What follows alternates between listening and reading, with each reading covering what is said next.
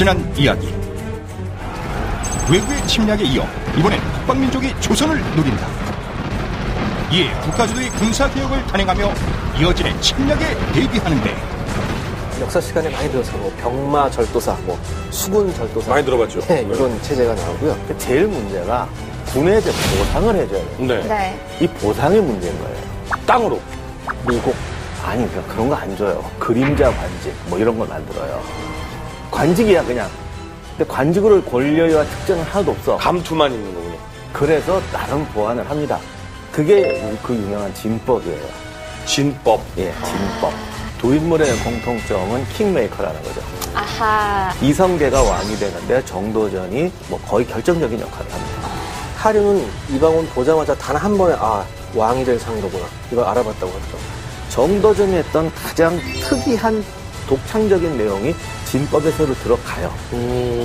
그런데 이거를 하륜이 집권하면서 정도전이 했던 모든 거를 손을 보니까 진법도 손을 봐요. 거기서 정도전이 했던 독창적인 저술을 빼버려요. 조선에 이어진 정벌 그 두 번째 이야기.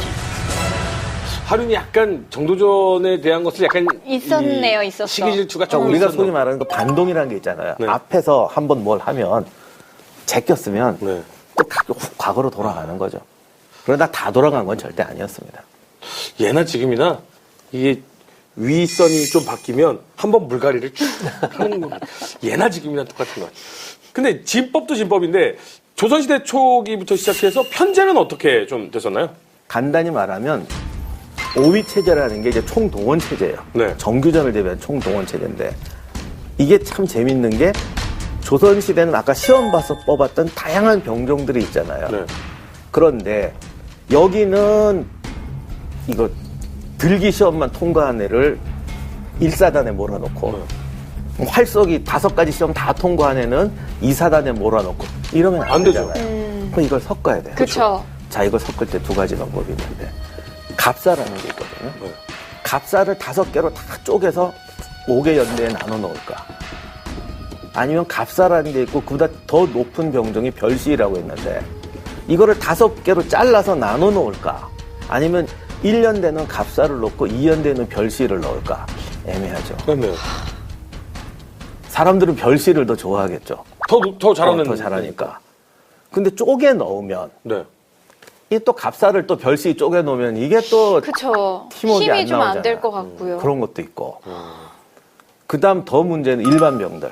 네. 이걸 이제 조선시대는 정병이라고 그랬는데 어떻게 불러 먹을 거냐고요. 고려시대처럼 지역군대로 뽑으면 찝찝하고. 동원 체제의 문제가. 그렇죠. 이거를 또 다 석재니 섞는 것도 보통 일이 그쵸. 아닌데다가. 그랬다간 정말 어중이 떠중이 같아요. 네. 그래서 조선이 참 절묘하게 하는데 보통 오위 체제라고 합니다. 그래서 절묘하게 섞어요. 예를 들면 중위에는 갑사를 넣는다. 병정으로 넣었잖아요.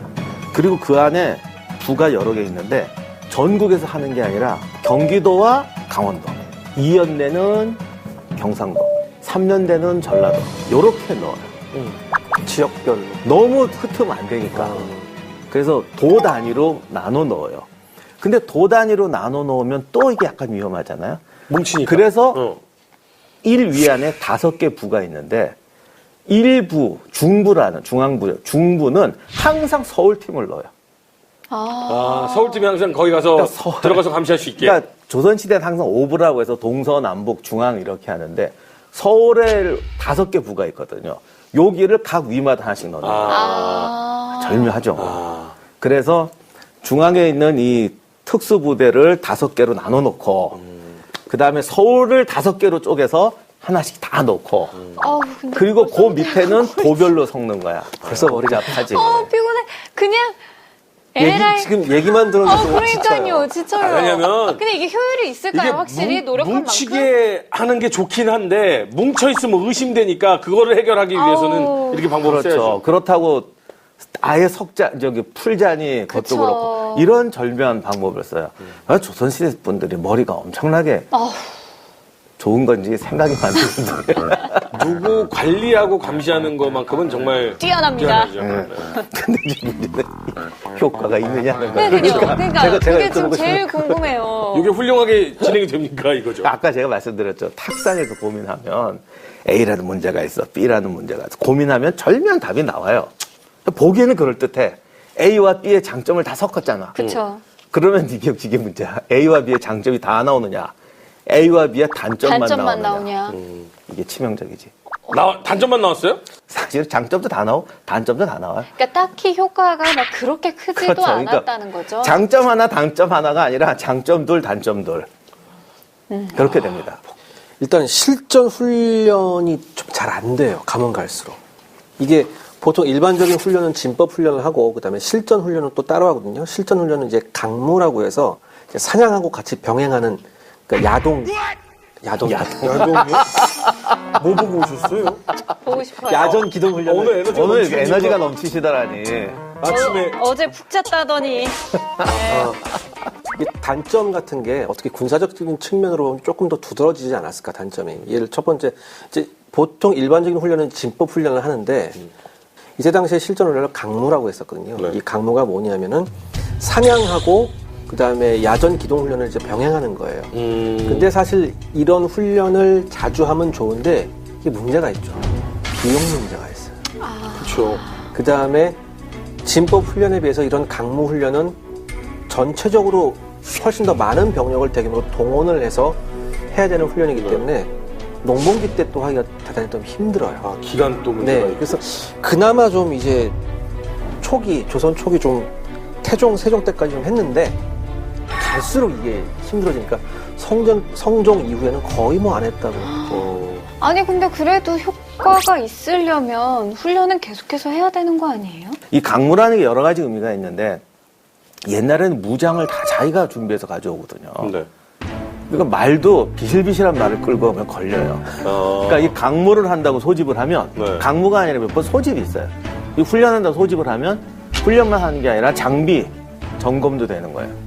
말도 몇 마리 끌고 와야 되거든요. 근데 전부 비들비들한 말을 끌고 오거나 당나귀를 끌고 오면 너는 이거 왜 무기 관리 안 해? 이렇게 되는 거예요. 활도 그 각공이라고 그걸 네. 써야 되는데 대나무활 이런 거 들고 오면 너 지금 장난치냐? 그쵸. 왜냐하면 죽궁은 쌌어요. 만들기도 쉽고.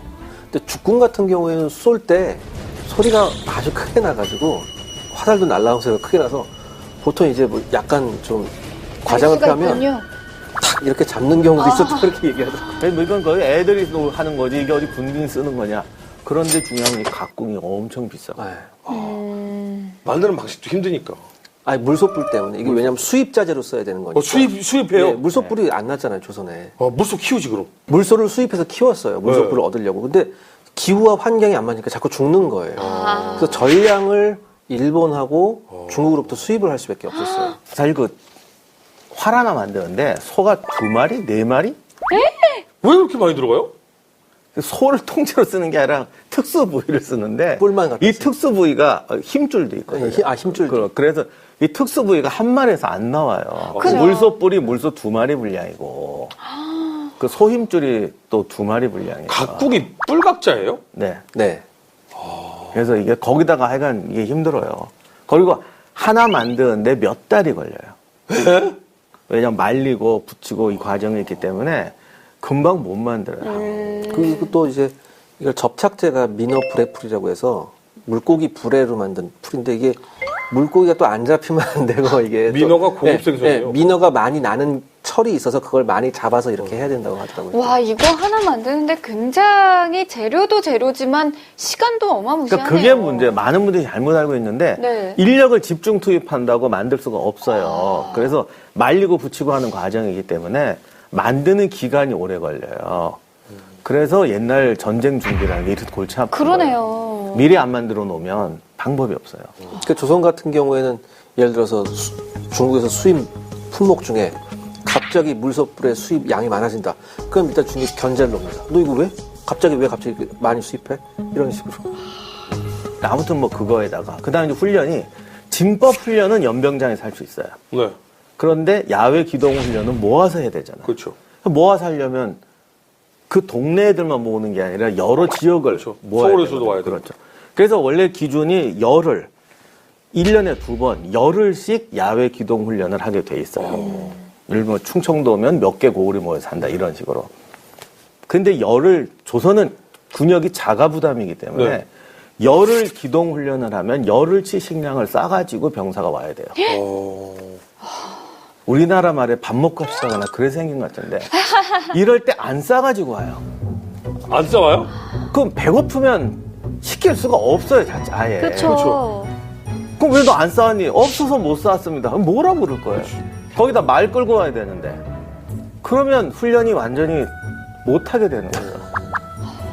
그러면 국가가 이걸 지불해야 되는데 그러려면 세금을 더 많이 걸어야 돼요. 그렇죠. 근데 조선이 생각처럼 이렇게 무조건 착취하는 나라가 아니에요. 세금은 더 이상 많이 걷으면 안 되지. 그럼 얘들은 어떡합니까? 니들이 양심적으로 밥 싸와라. 그냥 안 싸울 테니까 하지 맙시다. 뭐 이런 거. 거기서 타협이 되는군요.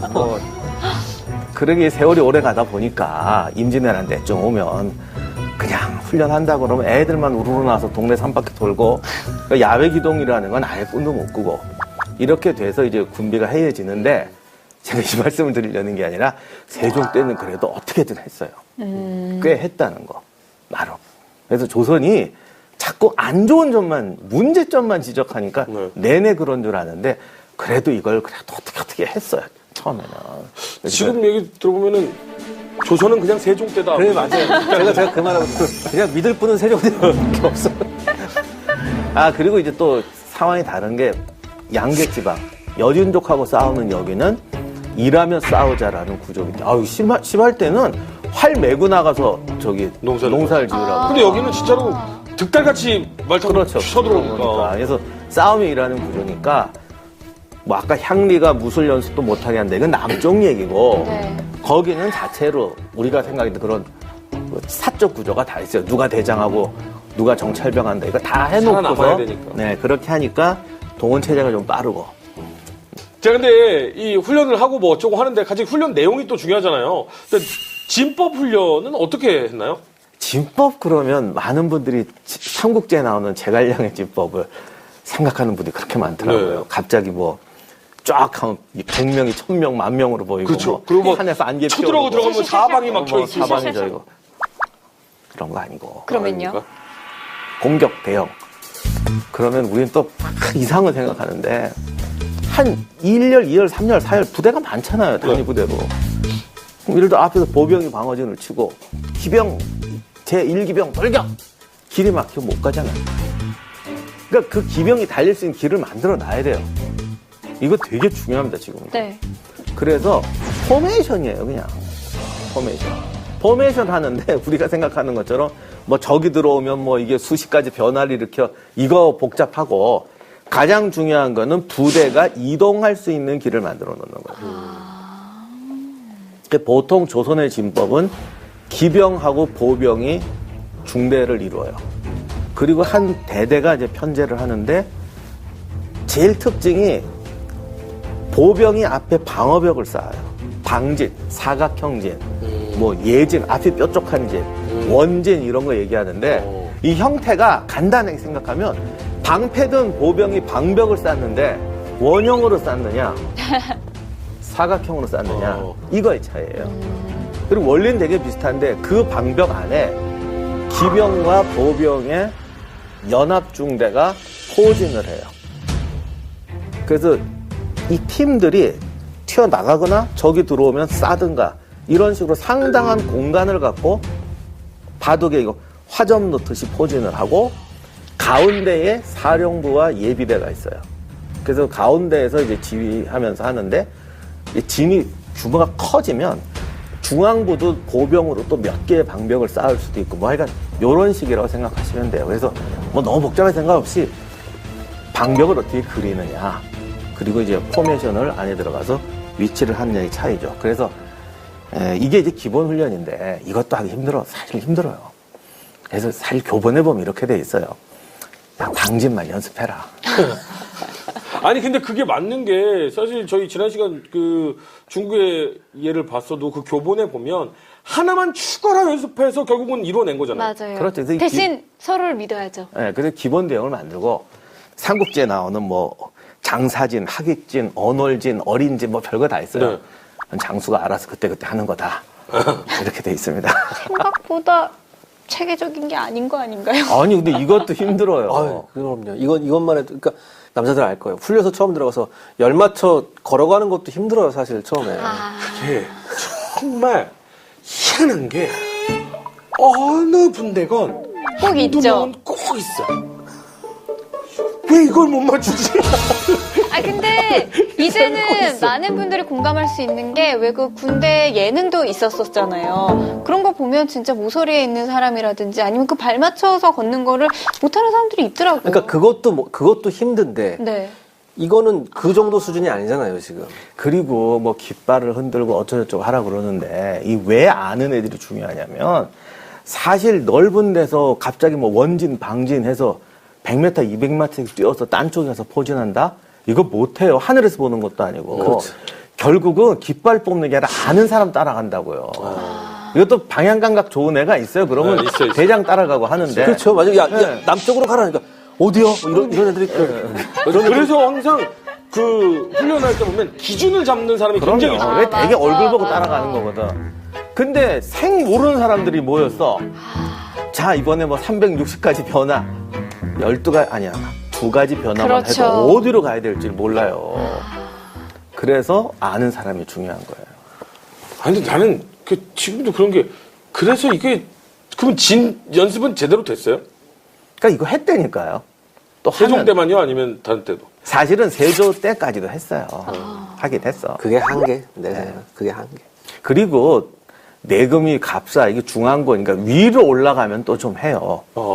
이게 규모가 커질수록 잘 못하는 거죠. 그러니까 취재 쪽은 사실은 뽑기도 정말 너무 간단하게 뽑았고 이 사람들도 사실 먹고 살기가 바쁜 사람들인데 이 문과 쪽으로 올라오면은 이제 그 사람들은 정말로 진짜 그렇죠. 뭐 좀 군인이니까. 되니까 하는데 이제 규모가 커졌을 때에 이게 안 되는 거죠. 그럼 아까 따져봤을 때 가장 테두리는 보병이 서 있고 그 안에부터는 이제 어떤 식으로 차곡차곡 앞에 창병. 야, 그렇게까지 정확하게는 잘 몰라 우리가. 안 남아있어요? 서양사 이렇게 하면서 보면 걔네는 진법을 그림으로 정말 자세하게 그렇죠. 잘 나왔더라고요. 이게 맨 앞에 뭐가 서 있고 그림, 뭐 기병, 창병 다 그림인데 저희는 좀 그게 좀 없어요. 그런 그림으로 남은 게 없고. 그러니까 제가 우리 가끔 뭐 댓글에 뭐 왜 남의 나라 전쟁은 이렇게 자세하게 하고 우리 건 자세하게 안 하냐. 오늘 얘기가 좀 이렇게 길어졌지만 오늘처럼 뭐 군사 제도의 본질이 뭐냐, 진법이 뭐냐 이거 앞으로 몇 시간도 더 할 수 있어요. 엄청 논쟁도 많고. 그런데 방금 말씀드린 것처럼 네. 도대체 보병진이라고 하는데 몇 열이 섰냐, 그런 거는 안 나와요. 팔랑크스가 어떻게 구성이 되냐, 궁병 몇 명에 칼드네 몇 명이냐 이런 거 한 줄도 없어요. 그러니까요, 이게 사실은 저희가 오늘 굉장히 자세하게 디테일하게 많은 얘기를 했어요. 뭐 진에 대해서도 그렇고, 뭐 어떻게 뽑았느냐, 어떻게 편제를 했느냐. 근데 솔직히요, 외국 사례, 뭐 여지껏 전쟁 역사 사례를 보면 그림들이 그려져 있고 실제 사례들이 적용돼 있어서 재미가 있었는데 듣다 보니까 굉장히 지루해요. 그러니까 이게 지금 왜냐하면 그리고 이해가 안 돼요. 잘. 그렇죠. 진법이 머릿속에 안 그려져요. 그러니까 그림으로 탁 보여주면 끝난 거잖아. 그렇죠. 그러니까 뭐 전국시대 때 장창으로 뭐를 때렸다. 응. 우리는 사실 장창으로 뭐 했는지도 몰라. 그냥 우리가 딴 나라 전쟁사를 보고 짐작할 거예요. 그럼 이렇게 써 있나요? 장창을 썼다. 이렇게만 써. 장창이라는 용어도 없어요, 사실. 정말 우리 잘 조선시대 병사들 복장도 몰라요. 아, 정말요? 그림이 안 남아있잖아요. 근데 우리 학교 다닐 때요, 진짜 죄송한 얘기인데, 임 박사님이 우리나라의 기록 자체가 좀 그런 면도 있고, 또 우리나라 시험이 그렇잖아요? 그래서 죄다 몇 년도, 이름, 지명, 이런 것만 시험에 나오니까 저는 정말 역사 시간이 너무너무 싫었었어요. 그런데 만약에 이야기로 이렇게 들려줬다면, 야, 이성계가 왜 그러면 회gon을 할 수 있었을까? 이때 당시에 여기서는 이렇게 강해서 여기 군대는 이렇게 똘똘 뭉치고 잘했어. 이런 이야기를 들었다면 평생을 잊었을 거예요. 그런데 몇 년도에 어디서 회gon을 해서 어떻게 해서 태정, 태세, 문단세 외워 일단 왜 외워요? 외워야지 그러면 이게 싫었거든요. 근데 예전에도 이런 식으로 태정, 태세, 문단세 이렇게 했었어요? 저도 요번에 처음 알았는데 네. 정도전에 오행 출진가라고 있었대요. 이게 노랬네요. 출진 가면. 그 그 가사 내용이 제가 한번 읽어보겠습니다. 리듬은 모르겠습니다. 네. 전열과 중간축이 수비가 되어 대열을 정돈하여 태산처럼 움직이지를 않네. 후위는 뒤에서 정예가 되어 먼저 나가. 예, 안 돼. 아, 안 근데 돼. 이게 노래로 지금 가사가 이렇게 적혀 있는 거예요? 예, 그러니까 이게 뭐, 그러니까 어디는 뭐로 나가고 어디는 뭐로 나가고 기병은 어디로 나가야 된다. 뭐 이런 얘기가 노래같이 이렇게 돼 있나 봐요. 그래서 근데 이거 좋은 것 같아요. 마지막에 중요합니다. 마지막에 때에 따라 조정하니 변화가 무궁하네.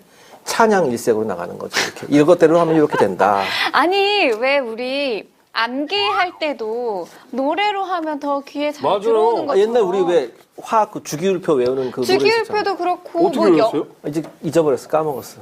칼카마나 뭐 그런 거 아라 있었어. 설레주나 수구수음 볶음. 근데 이거 노래로 외운 건 아니었고 뭐 근데 영어 같은 잘한다. 것도 난 태정태세 문단세도 항상 태정태세 문단세까지만 하고. 사실 나도 그랬어요. 근데 왜 알파벳도 A, B, C, D, E, F, G 이렇게 외우잖아요. 여기서 왜요? 나이가 나옵니다. 왜요? 요새는 그 이렇게 뒤에 한번 해봐요. H, I, J, K, L, M, N, O, P 옛날 사람들은 H, I, J, K, L, M, N 이렇게 한 다음에 D가 리듬이 안 맞게 돼. 진짜로 그래요. 나만 그런가? 아마도요? 이 노래로 보는 진법에 사실은 아주 재미난 내용이 하나 있는데 네. 정도전이 만든 노래마다 이게 반복되는 내용이 하나 있어요. 이게 의외로 좀 패해도 망하지 않는다. 요즘 말로 하면 저도 진게 전투에서 아니라. 저도 뭐랄까 몰살은 안 당한다. 뭐 아니 붕괴되지는 않는다. 그런 뜻인 것 같은데 이게 노래마다 들어가요. 이게 정말 이상하잖아요. 원래 군가라는 게 이건 뭐 무적이다. 우리 앞에 당할 자 없다. 이래야 되는데 이 결론이 뭐냐면 패해도 너희들이 이 진법만 잘 훈련하면 패해도 붕괴되지 않는다. 이게 결론이에요. 승리를 지향하는 군대가 아니었나 조선 때 군대가. 정신 승리를 미리. 사기를 쏟아주면서 약간 결과보다는 과정에 중시하자. 그러니까 이거 이렇게도 또 볼 수 있지 않을까요? 조선의 군대라는 게 진출을 위한 군대가 아니라 수세적인 항상 방어 위주의 군대. 역시 기자님 대단하십니다. 저도 다 비슷하게 생각하는데 하나의 가정은 기자님 말씀처럼 우리는 수비지향이라고 해서 공격을 안 한다는 의미가 아니에요. 우리는 침략전쟁보다 방어전쟁 위주로 하니까 네. 수비 대응을 굳히려니까 보병이 방패를 들고 안 움직여야 되잖아. 그렇죠. 그러니까 너희들 이 진법대로만 하면 패해도 망하지 않는다 이렇게 했다고 볼 수도 있고 아니면 이 진법이란 게 아까도 말씀드린 것처럼 안 하던 거 지금 하잖아요. 네. 낯선 사람들 모아놓고 뭉치니까 너희가 포지션을 지켜라. 시키는 대로만 하면 안 죽는다. 뭐 일단 이렇게 했을 수도 있고 아니면 조선의 가장 기본적인 전술이 선수비 후 공격이에요. 이게 정도전의 독창이래요. 네. 그전에는 뭐였는지는 기록이 없으니까 모르겠는데 그전엔 선공격, 후공격. 선공격 후 방어. 선공격을 하면 방어 필요가 없지 않나? 뚫고 나갔으면 이긴 거고 못 들었으면 지는 거고. 그래서 선수비 후 공격이다 보니까 공격하러 나가는 그러니까 아까 왜 예비대 얘기했잖아요. 그래서 먼저 적이 오면 수비를 붙이고 그 다음에 뒤쪽에 있던 기병 예비대가 좌우로 나가서 공격한다는 선수비 후 공격 구조거든요. 근데 이 공격하는 부대는 아무튼 싸울 자신이 있는 부대인데 네. 이 막아줘야 되는 애들 특히 초전에 공격하지 않고 수세로 가줘야 되니까 자기 위치 지키고 깃발 움직이는 대로 따라라. 이게 중요하다 보니까 이 가사를 계속 집어넣은 게 아닌가 싶기는 한데 너희가 진영을 무너뜨리지 않고 버티기만 해준다면 이기지 않아도 좋으니까 버텨주기만 한다면 우리는 이길 수 있다. 근데 그래도 좀 가사가 그렇죠. 그러니까 아니 나가자 싸우자 이기자 그래. 그리고 우리 뭐 차라리 지른이 죽음을 택한다 막 그렇죠. 이런 내용들이 그렇죠. 나오는데 저도 망하진 않을 거니까 일단 이것만 지켜봐. 이러면. 근데 이게 정말 이상한 난 정말 지금도 솔직히 말은 이렇게 하지만 네. 이거를 듣는 병사들 심정이 어땠어? 나 좀 이해하기 힘들어요. 그러니까 오히려 병사들을 안심시키기 위한 거 아니었을까? 그러니까. 제대로 훈련 안 된 애들이 나와서 그래도 뭐 우리가 지더라도 죽진 않는가 보다 이렇게만 하면 살기만 하면 그렇죠. 아니 그러니까 저도 그렇게 생각하는데 이게 얼핏 보면 맞는 말 같은데 장기적으로 보면 군대 이렇게 하면 안 되지 않아요? 오히려 제 생각에는 뜻은 그런 것 같아요. 근데 정도전이 문제가 뭐냐면 이거 하다가 일찍 잘려가지고 사실상 관원 생활을 못했어요. 그러니까 원래 조선의 관원들이 재상까지 오려면요 절대로 이거 해가지고 재상 못 돼요. 조선은 탄탄한 실무 경험. 탄탄한 실무 경험을 없으면 못하 해서 모든 걸 다 해봐야 돼요. 진짜로 성 쌓고 뭐 전쟁 나가고 외교하고 조선의 재상이 편할 것 같죠? 남북으로 할 때 못할 때 다 가보고 다 해봐야 재상이 돼요. 그러니까 그만두겠다고 그렇게 사직서를 내도 안 받아줘가지고 고생했던 재상. 그 사람 한번 키우려면 30년 걸려요. 그런데 정도전은 실무 간직을 한 번도 안 하고 사실상 성균관 교수하다가 잘렸다가 거의 재상급으로 뛰어버려요. 책상 물림이 벼락 출세를 한 건가요? 예, 그러니까 정도전이 다재다능하고 뭐 진법도 쓰고 뭐 그분은 이 글만 쓰는 사람이라 말 타고 활도 쏘고 상당히 본인 자신은 다재다능했는데 한 번도 조직에 들어가서는 못 해봤다는 거죠. 그래서 이론은 이런데 난 아무리 생각해도 병사들한테 이런 노래를 가르치면 처음에는 안심을 할 수도 있지만 과연 이게 장기적으로 사기를 올릴까? 그렇지 않아요? 그러니까 근데 저는 이런 생각이 드는 게 고려에서 바로 넘어온 시대잖아요. 근데 고려 때 정말 많은 피해를 당했고 저 몽고 쪽에서 내려와서 정말 수십 년간을 그렇게 괴롭힘을 당하고 정말 많은 민초들이 고생을 했고 외구들이 쳐들어와서 또 내륙까지 들어와서 고생을 했고 그러니까 사실은 죽는 인원이 너무나도 많았기 때문에 전쟁이라는 자체를 너무 두려워했잖아요. 그러니까 절대 너희들의 목숨을 지키게 해줄 테니까 이것만 따라라. 그러니까 이론은 되는데 네. 실전에서 그게 과연 사기를 올리고 장기적으로 괜찮은 방법이겠느냐. 전 이게 좀 문제인 것 같아요. 차라리 노래를 우리도 털자 뭐 이런 식으로 좀 바꿨으면 좋겠을까. 이번에 막으면 다음에 턴다. 일단 덜자. 실전을 안 해본 경험, 이론에 빠져서 이런 게 나오지 않나 싶은 생각이 들어요. 정도전이 굉장히 훌륭하고 그가 세웠던 정책들이 원론적으로는 훌륭한 이상이 많지만 강론에 들어갔을 때 경험 부족이 이런 데서 발휘된 게 아닌가 싶기도 합니다. 근데 왜 조선의 진법 중 특징이 아까 뭐 박사님도 올펜 말씀을 하셨지만 선 방어를 하고 후 공격을 한다. 근데 보통 이렇게 하면은 이게 될까요?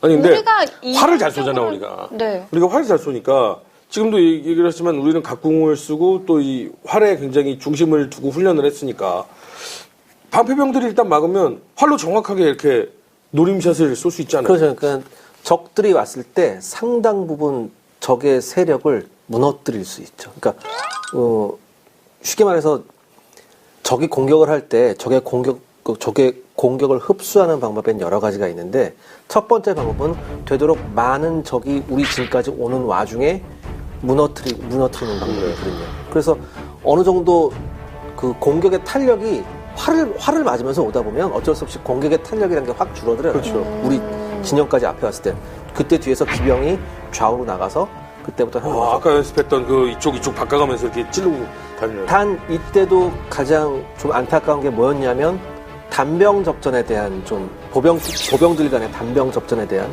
그런 거에 비중은 좀 적었던 것 같아요, 상당히. 그러니까 아무래도 단병 접전을 할 수 있는 전투력은 기병쯤 가야 있으니까 보통 일반 보병들은 활쏘기까지는 연습을 하거든요. 그런데 뭐 창 들고 싸우고 이런 건 잘 안 되거든요. 그러고 보면 이게 단병 접전이라는 게 역시 어떤 힘과 체격 같은 게 대단히 중요한가 봐요. 왜냐하면 우리 영화만 보더라도 뭐 게르만족이나 바이킹 같은 애들은 걔네 활보다는 무조건 단병 접전이나 그쵸. 도끼 들고 들어가서 그러니까 이게 좀 힘든 거 그리고 같아요. 사실 갑옷도 지금 무장도 이렇게 완전한 방어구도 잘 못 종이가 갖추고 뭔지. 그리고 뭐 무기가 특별한 것도 아니고 그러다 보니까 보병은 자기 자리를 지키고 기병이 나가서 치는데 이게 또 중요한 게 우리나라가 지형이 사실은 이렇게 광활한 지형이 없어요. 산악 지형이 되고. 그러니까 산은 산이고 땅은 땅이 이런 데가 다 섞여 있고 어떻게 보면 변화무쌍하거든요. 비탈도 많고. 그러니까 일단 지형 적응력 좋은 거는 보병이 지형 적응력이 좋을 것 같지만 실제 전투할 때의 다양성이라는 기병이 나왔기 때문에 그때그때 포지션 따라서 뭐 이렇게 전후자 움직일 수도 있고 오른쪽을 더 칠 수도 있고 그래서 선수비 후공격. 근데 따지고 보면 월드컵에서 제일 많이 우승한 팀이 이탈리아인데 아니 근데 지금까지 토코멘토리 전쟁사를 쭉 하면서 얼핏 서당계 3년이면 풍어를 읊는다고 배운 것 중에 한 전략이 수비 중심의 전략보다는 공격 중심의 전략이 더 확률적으로 이길 확률이 높다. 그러니까 지금까지 토코멘토리 전쟁사를 하면서 배워온 거거든요. 그렇죠. 근데 그런 면에서 조선의 진법은 너무 좀 몸을 사리는 거 아닐까요? 그러니까 진짜로 싸워본 적이 없는 사람이 만들었기 때문에 뭐 그런 거. 그런데 지금 이 내용이요. 실제 전투에 대한 내용은 아직 남아있는 게 없는 거죠. 그렇지. 추론하고 있는 거죠. 예, 진법으로 갖고 실전에 어떻게 썼는지는 몰라. 근데 그러니까 그 기록이 안 남아있는 게 너무 뭐 이렇게 아깝다. 배웠으니까 그렇게 했겠지. 그런데 이게 절대로 선수비 후공격이라고 수비적인 건 아니에요. 이거는 전투를 했을 때 공격을 하든 수비를 하든 우리가 이런 포메이션을 갖고 싸운다는 거지 우리는 내내 수비만 하겠다 이런 건 아니죠. 이탈리아 축구가 수비적이다 그러면 걔들은 아마 왜 우리가 수비적이야 그럴걸? 이름이 빗장수비니까. 근데 방금 윤전 아나운서께서 말씀하셨던 조선은 그렇다면 왜 공격지향형 군대가 아니었을 거라고 생각을 해보면 가장 중요한 게 경제적 상황 아니었을까 저는 그렇게 생각하거든요. 왜냐하면 일단은 농업국가인데 무역국가도 아니고 조선이라는 나라가. 그리고 농업국가임에도 불구하고 그렇게 농산물을 확 할 수 있는 그런 지형도 또 아니었을 뿐더러 그러니까 대규모 군대를 동원해서 공격 지향의 군대를 만들기에는 경제적 여건이 전혀 받쳐주지 않았다. 그리고 거듭 말씀드리지만 공격 지향적 부대를 만들려면 봉건 기사단 같은 게 최고예요. 그렇죠. 전문 네. 무사들이 있어야죠. 근데 고려시대 때 하도 당한 게 많아가지고 그건 철저하더라고. 고려시대의 무신난 때문에 고려 사회가 다 망가졌다라는 건 오늘날 옳은 해석이든 틀린 해석이든 조선시대 사람들에게는 아주 이게 머리에 뇌리에 박혀 있어서 군을 어떻게 통제하고 운영할 것이냐에선 그 문제를 한 번도 생각 안 한 적이 없어요. 그렇기 때문에 그런 문제가 생긴 것 같아요. 전형적으로 약해질 수밖에 없는 기초적인 구조를 가지고 시작한 건데, 근데 아까 얘기 들어보면 정도전이 지금 이런 것들을 많이 이제 개발을 했잖아요. 그럼 아까 얘기했던 하류는 뭐 했어요? 하류는 이걸 폐지했대요. 근데 하륜이 쓴 게 남아있지는 않아서 모르는데 하륜이 폐지를 했는데 세종 때 변계량이 이거를 다시 정리를 하면서 변계량은 하륜의 제자였음에도 불구하고 정도전의 선수비 후공격을 받아 채용을 해요. 그게 당시에 논쟁이 많이 됐어요. 우리가 지금 했던 얘기 비슷한 얘기들 막 나온 것 같아요. 그래서 변계량이 또 거기에 대한 문답, 반론까지 했는데 비록 우리 스승이 한 거지만 이건 정도전 말이 옳다. 그래서 이걸 하고 이게 이제 뒤에 세조 때까지도 이어집니다. 그런 거 보면 조선도 초창기에는 참 건전했어요. 그러니까 이런 어떤 문답이 오가고 서로의 토론이 가능할 수 있었다는 건 정말. 그러니까 근데 변계량은 하륜의 제자 그러니까 아니에요?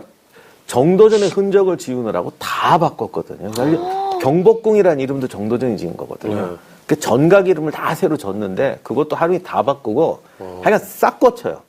근데 이거 국방 문제는 이건 놔두더라고요. 이건 정도전이 옳다.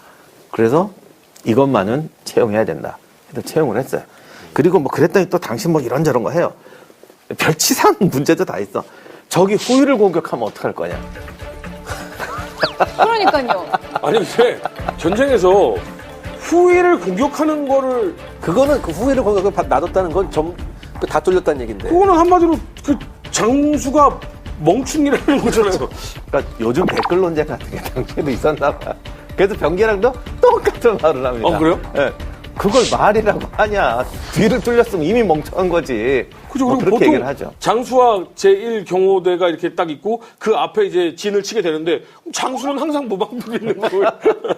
그렇게 되면 진을 뒤로 돌렸어야지. 뭐 이렇게 말하는 거예요. 그래서 이건 전형적인 탁상공론이죠. 아무튼 이런 논쟁 끝에 특히 그렇게 지우려고 했던 정도전의 진법을 받아들였다는 게 굉장히 훌륭한 태도고, 그다음에 이제 정말 재미난 논쟁이 또 하나 있는데 누가 또 이런 질문을 했어요. 유학자의 네가 왜 전쟁을 논하느냐. 선비인 네가 왜 전쟁을 논하느냐. 그 뜻일 수도 있고 또 하나는 왜 병서를 만드느냐. 비슷한 말이 왜 진법 같은 걸 국가가 만들어야 되느냐. 왜냐하면 그 유학에서는 아예 이런 걸 하지 말라고 그러잖아. 맹자에 보면 군대를 논하는 애는 추방해버려라. 뭐 진법을 논하는 이런 놈 잡아가더라 이런 말도 있어요. 맹자에. 그럼요? 그럼 뭘 국방 안 논해야 시켜요? 돼요? 거기서 항상 그러잖아요. 인으로 생각하고 덕으로 행하라. 이렇게 나오니까. 군대 안에서요? 이거 제가 지금 의역해서 한 말인데 하여간 그런 뜻이에요. 맹자는 그런 거죠. 그러면 방금 전쟁 나면 어떡하느냐. 네가 정치를 잘해서 백성들이 너를 사랑하면 적군이 쳐들어오면 백성들이 몽둥이를 들고 나와서 적군을 쫓아낼 거다. 간절히 기도를 하면 하늘에서 먹을 것이 떨어질 것이다 뭐 이런 느낌이네. 그래서 이제 이 말은 뭐냐면 너 왜 문신이 왕한테 이 병법을 논의하느냐. 왕한테 인의와 덕정에 대해서 그렇죠. 얘기하지 왜 병사를 가지고 병을 갖고 얘기를 하느냐. 그런 논쟁도 있더라. 그런 거예요. 그러니까 이상론자도 분명히 존재하겠죠. 그러니까 어느 시대나 이상적인 평화론은 또 존재한다는 걸 이번에도 보여주죠. 그래서 변계량이 이렇게 말을 합니다. 중국의 삼화병법이라는 책이 있어요. 천하가 편안해도 전쟁을 망각하면 반드시 위태롭다. 그렇죠. 1000년 동안 전쟁이 없었다고 군대를 해체하면 바로 쳐들어오죠. 맞아요. 그러면서 이게 맹자가 그런 얘기를 한 거는 당시 하도 임금들이 전쟁만 하고 백성을 통치를 안 하니까 극단적인 말을 한 거지. 모든 글은 본질을 따져야지 구절을 갖고 그렇게 물고 늘어지면 안 된다라고 말을 하죠. 그래도 조선적인 이래서 이제 후기 가면 좀 골치 아파지는데 그래서 이게 원래 그래도 15세기엔 상당히 건전한 게 많았다니까. 어찌됐든 이 두 사람이 조선 초기에 어떤 조선의 기틀을 마련했다라는 것은 뭐 잘했건 잘못했건 그건 뭐 반박할 수 없을 것 같은데 두 사람은 어떻게 말로를 맞이하나요? 뭐 우리가 드라마에서 많이 봤죠. 그 드라마가 항상 스포지 않습니까? 근데 드라마는 드라마일 뿐이다라고도 많이 배워서 정도전은 항상 죽잖아. 죽는 건 사실이에요. 아, 여기 역사에서 안 죽은 사람 어디 있어요? 아니, 죽긴 다 거기서- 죽겠죠. 1차 왕자한테 대단히 비참하게 죽는. 그래서 뭐 어떤 드라마에서는 이수권한테 죽었다. 어떤 드라마에서는 이방원이 그 젊은 새파란 이방원이 직접 죽였다. 뭐 이런 것도 있고. 아무튼 1398년에 반란 쿠데타 세력한테 이제 죽음을 당하죠. 그 정도전이 이렇게 돼서 이방원이 왕이 되고 나서는 정도전에 대해서는 모든 기록을 다 없애고 또 그렇게 뭐 신원 회복이 안 됐었는데 나중에 고종 때 신원 회복이 된다고 하더라고요. 고종이요? 네네. 몇백 년 뒤에요? 아, 그래도 기록을, 세종 때 문집도 발견하니까 우리나라는 처음에는 그렇게 독하질 않아서 역적으로 몰긴 하지만 나중에 그때도 문집도 내고 그래요. 그럼 하루는 그래도 좀 오랫동안 버티다가 가셨잖아요? 하류는 태종 때 정말 행복하게 살았죠. 진정한 승리자. 할인. 태종은 성격이 믿는 사람 몇 명은 팍팍 밀어주는 스타일이거든요. 그래서 하륜이 죽었을 때 태종이 한 말이 내가 가장 사랑하는 신하였다. 그 누구보다.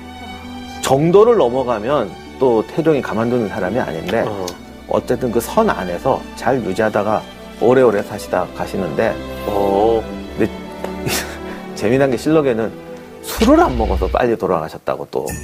안 먹어서 빨리 돌아. 조선시대 사람들은 술을 반드시 먹지 않으면 약주라고 약이라고 생각했기 때문에 잠자기 전에는 꼭 술로 몸을 데피고 자야지 이게 괜찮은데 하륜이 그걸 안 했대요. 요즘 같으면 참 몸 관리를 잘 하시는 건데 박사님, 우리 어떻게 해요? 걸려. 아니 근데 실제로 이 사례 분석을 한 결과 모든 사례는 다 그냥 놔두고 술을 많이 마시는 집단, 적당히 마시는 집단, 안 마시는 집단, 아예 입에도 안 되는 집단 뭐 이렇게 해가지고 나눠봤더니 적당히 마시는 마시는 집단이 제일 오래 산대요. 아예 안 마시는 집단이 가장 먼저 갔대요.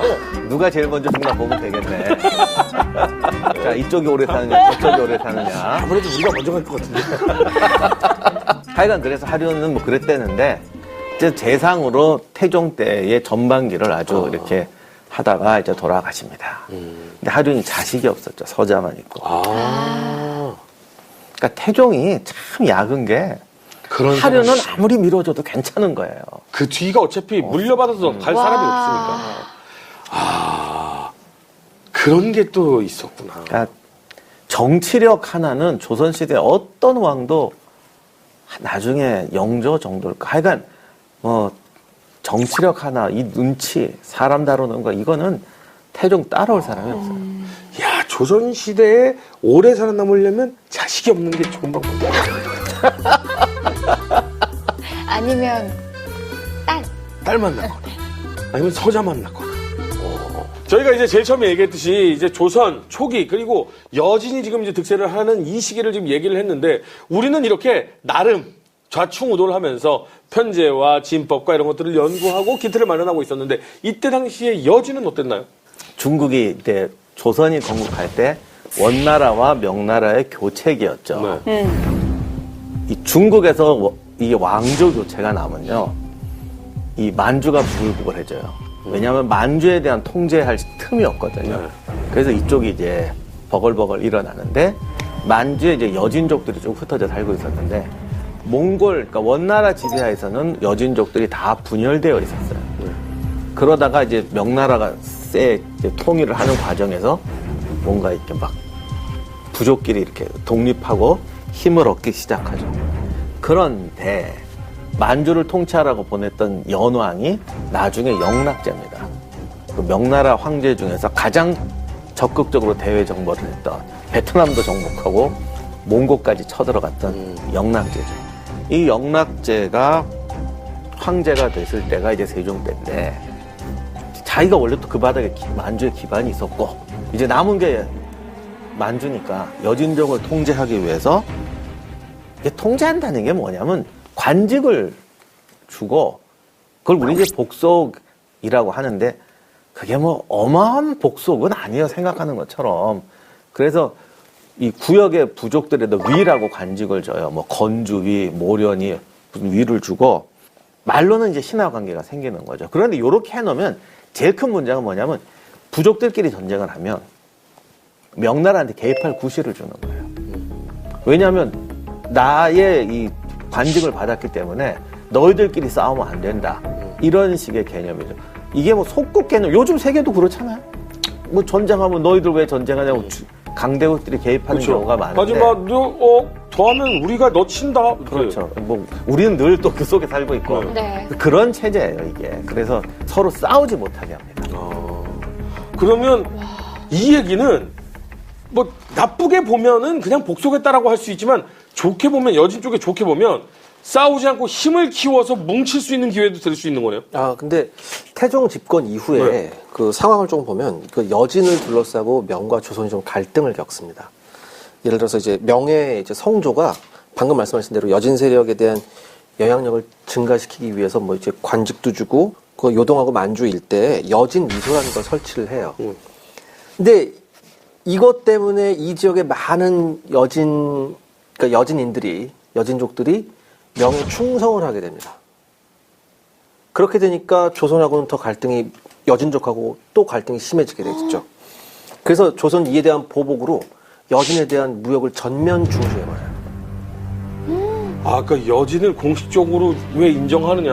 네. 얘네가 자꾸 우리 공격하는데 약간 이런 느낌인가요? 그러니까 사실은 여진은 그러니까 동북면에 있는 여진은 조선으로선 상당히 자기 편으로서 요긴한 세력이었음에도 불구하고 이런 일 때문에 여진과의 무역을 전면적으로 단절하면서 이른바 본격적으로 여진족들이 조선에 넘어와서 약탈하는 계기가 됩니다. 아니 근데 명이 나쁜 게 그 통일하지 말라고 이렇게 해놓고 서로 싸우지 말라고 했으면 우리한테도 쳐들어오지 말라고 해야 되는 거 아니에요? 그렇게도 해요. 근데 왜 쳐들어와요? 아니 말을 잘 안 듣지. 말을 안 듣는 누가 말을 잘 듣습니까? 말을 안 들은 거구나. 그러니까 생각처럼 이렇게 긴밀한 통제가 되진 않고 그 여진족들도 조선의 적대적인 여진족도 있고 친한 여진족도 있어요. 근데 아무튼 싸우는 놈도 가까이 있는 놈이고 친한 놈도 가까이 있는 놈이죠. 당시에 이제 우리하고 이제 제일 중요했던 게 건주 여진, 건주위라는 네. 쪽인데 여기 이제 크게 두 세력이 있는데 지금 그 오녀산성 있는 환인 부근 그쪽 지역에 있던 어허출이라는 부족장이 있는데 이 사람이 이제 우리나라 강계 북쪽에서 그 환인 오녀산성 지역까지 초기 고구려 영토에 거주하던 사람인데 이 사람 딸이 영락제의 부인이 됩니다. 어. 근데 제일 왕비는 아니고 부인이 쫙 있는데 그 중에 한 명이 돼요. 그만큼 중국 사람들은 여진족을 우습게 안 봤어요. 왜냐하면 송나라 때부터 한번 당한 게 있어가지고 여진이 통합해서 10만 군대를 일으키면 큰일 난다. 전 중국 큰일 나는 정도가 아니라 그냥 이렇게 말해 우리를 정복할 수 있다. 금나라가 한번 확 이렇게 했었으니까. 그렇기 때문에 어떻게든 분열시키려고 합니다. 그래서 이 어호출이라는 집단이 있었는데 이쪽이 조선하고 좀 애매해요. 그리고 지금은 회령에 살던 실록에는 동맹가 천모가라고 나오는데 이게 만주식 이름으로 먼터무래요. 그 먼터무는 태조하고도 관계가 있던 사람이에요. 용벼창가에 보면 태조 옆에서 뭐 칼차고 시중 들었다, 경호했다 뭐 이러는데 어디까지가 또 진실인지는 잘 모르겠지만 옆에서 있었던 것까지는 맞는 것 같긴 한데. 근데 자기 스스로 자기가 태조를 섬겼다라는 말을 해요. 그때